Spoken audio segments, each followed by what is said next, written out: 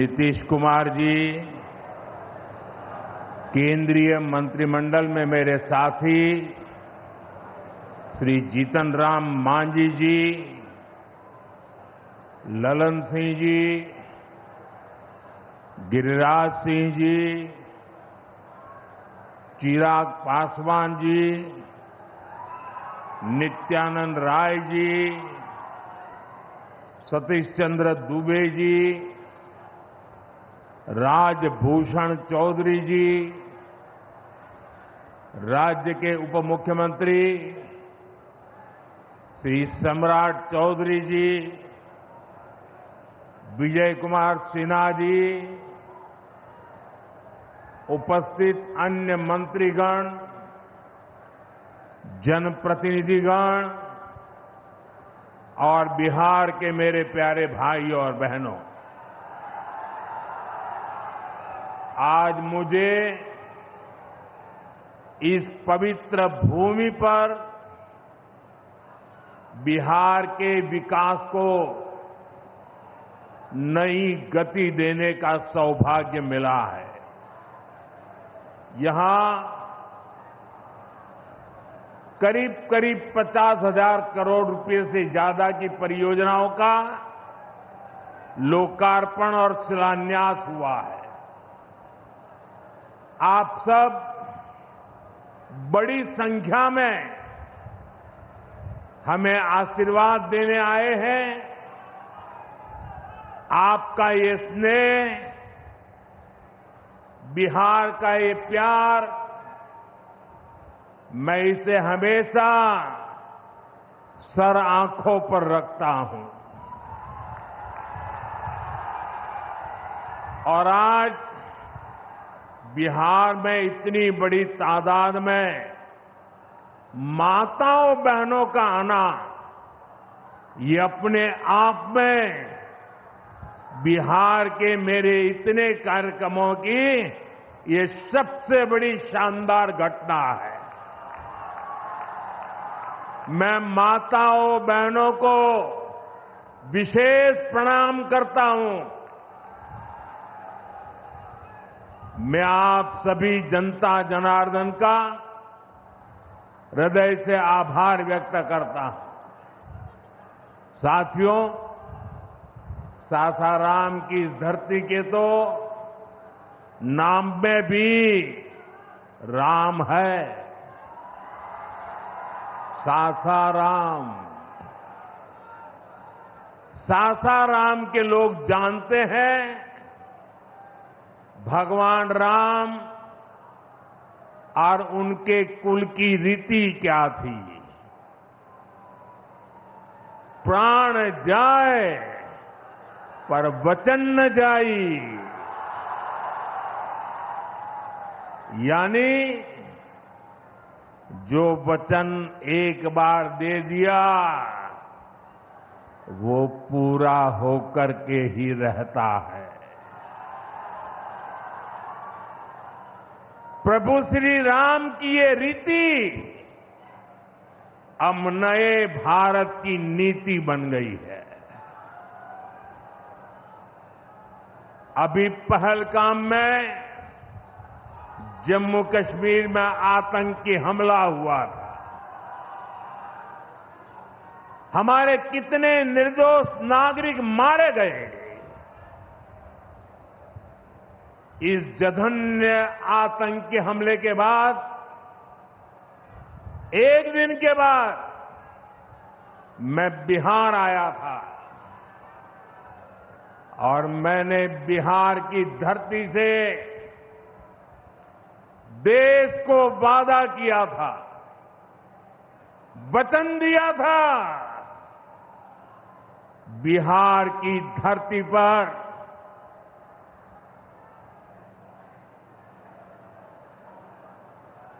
आंख में आंख मिलाकर हमने कह दिया था,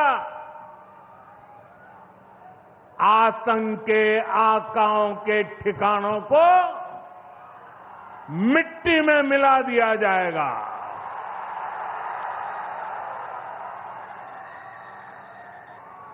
बिहार की धरती पर मैंने कहा था उन्हें कल्पना से भी बड़ी सजा होगी। आज जब मैं बिहार आया हूं तो अपने वचन पूरा करने के बाद आया हूं। जिन लोगों ने पाकिस्तान में बैठकर हमारी बहनों का सिंदूर उजाड़ा था, हमारी सेना ने उनके ठिकानों को खंडहर में बदल दिया है। भारत की बेटियों के सिंदूर की शक्ति क्या होती है, ये पाकिस्तान ने भी देखा और दुनिया ने भी देखा। जिस पाकिस्तानी सेना की छत्रछाया में आतंकी खुद को सुरक्षित मानते थे, हमारी सेनाओं ने एक ही झटके में उनको भी घुटनों पर ला दिया। पाकिस्तान के एयरबेस, उनके सैन्य ठिकाने हमने कुछ ही मिनट में तबाह कर दिए। ये नया भारत है, ये नए भारत की ताकत है। बिहार के मेरे प्यारे भाइयों बहनों, ये हमारा बिहार वीर कंवर सिंह जी की धरती है।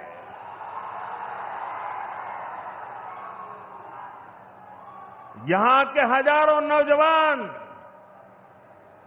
देश की सुरक्षा के लिए सेना में, बीएसएफ में अपनी जवानी खपा देते हैं।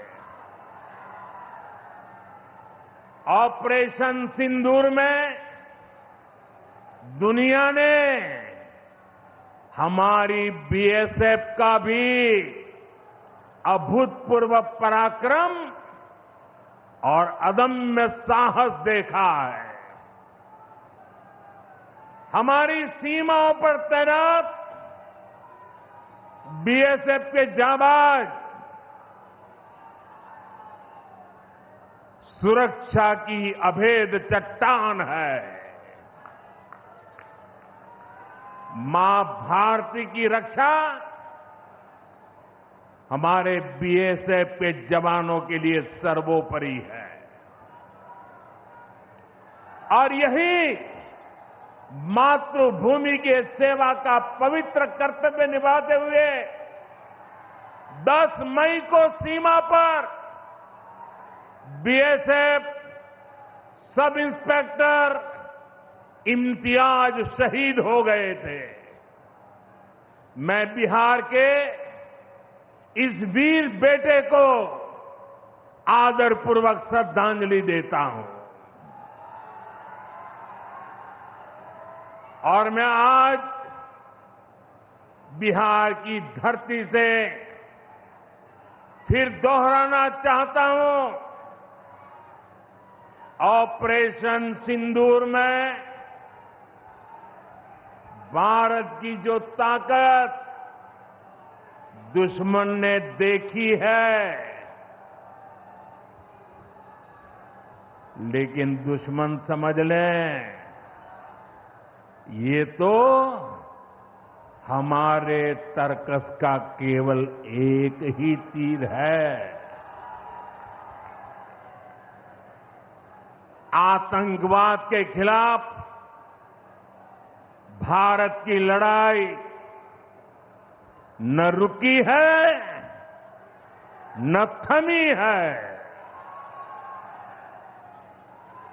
आतंक का फन अगर फिर उठेगा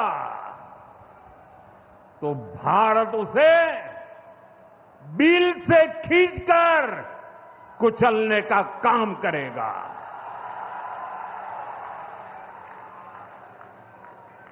साथियों, हमारी लड़ाई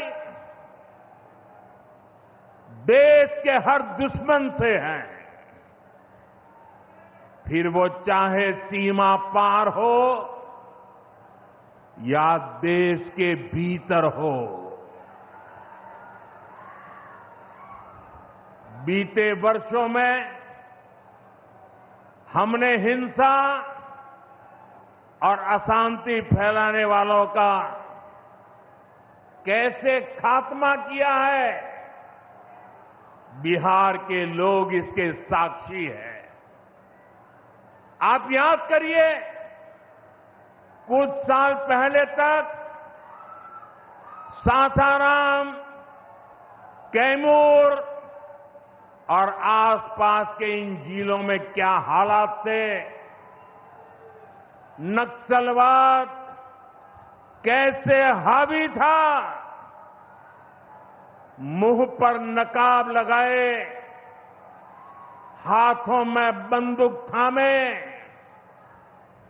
नक्सली कब कहां सड़कों पर निकल आए, हर किसी को ये खौफ रहता था। सरकारी योजना आती थी पर नागरिकों तक पहुंचती ही नहीं थी। नक्सल प्रभावित गांव में न तो अस्पताल होता था, न मोबाइल टावर, कभी स्कूल जलाए जाते थे, कभी सड़क बनाने वालों को मार दिया जाता था। इन लोगों का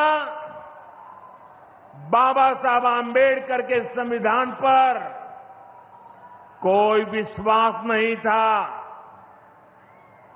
नीतीश जी ने उन परिस्थितियों में भी यहां विकास की पूरी कोशिश की। 2014 के बाद से हमने इस दिशा में और तेजी से काम किया। हमने माओवादियों को उनके किया की सजा देनी शुरू की। हम युवाओं को विकास की मुख्य धारा में भी लेकर आए। 11 सालों की दृढ़ प्रतिज्ञा का फल आज देश को मिलना शुरू हुआ है। 2014 से पहले देश में 125 से ज्यादा जिले नक्सल प्रभावित थे। अब सिर्फ 125 से ज्यादा, अब सिर्फ 18 जिले नक्सल प्रभावित बचे हैं। अब सरकार सड़क भी दे रही है, रोजगार भी दे रही है,